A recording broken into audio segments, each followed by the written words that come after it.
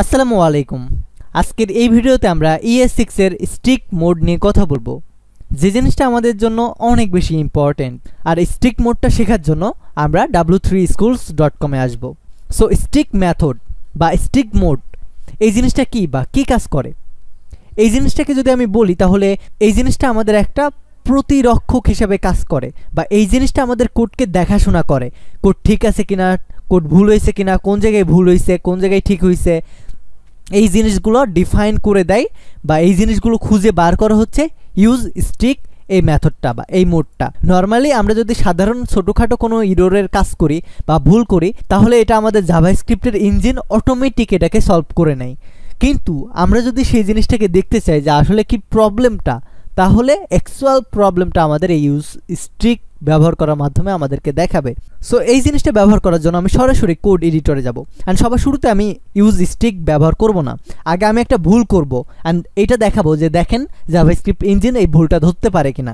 So এটার জন্য আমি একটা জাস্ট নর্মালি ভেরিয়েবল ডিক্লেয়ার করতেছি নেম, কিন্তু ভেরিয়েবলের ভার, লেট বা কনস্ট্যান্ট এগুলো কিছু দেই নেই, জাস্ট এতটুকু করলাম আমি।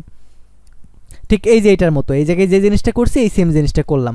এখন আমি কি করব, নর্মালি এই জিনিসটা করে টার্মিনালে যাব আর এখান থেকে আমি গিট ব্যাশটা ওপেন করব, the node index.js K run করব।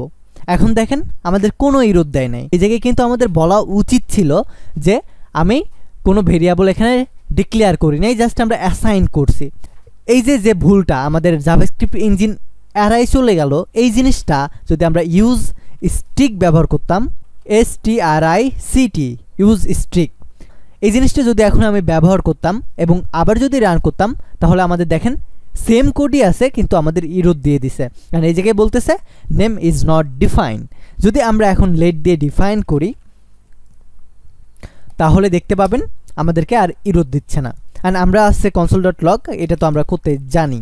সো console.log করে দিলাম নেম। সো এখন যদি রান করি দেখেন আমাদের 20 আউটপুট দেখাচ্ছে। সো সেম ক্ষেত্রে আমি যদি একটা ফাংশন ডিক্লেয়ার করি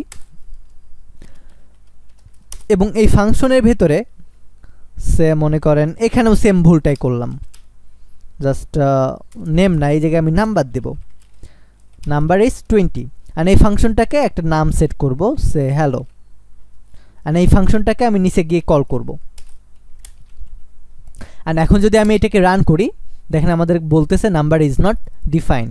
এই জিনিসটা যদি আমরা না দিতাম তাহলে কিন্তু আমাদের এই সেম ইরোডটা দিত না, ইরোডটা কিন্তু আমাদের আর দিত না। সো আই হোপ আমি আপনাকে ইউজ স্ট্রিকের যে ব্যবহারটা এটা বোঝাইতে পারছি। আপনি যদি এই ভিডিও সম্পর্কে কোনো সাজেশন থাকে তাহলে অবশ্যই কমেন্ট করুন। ধন্যবাদ, টেক এ রিস্ক।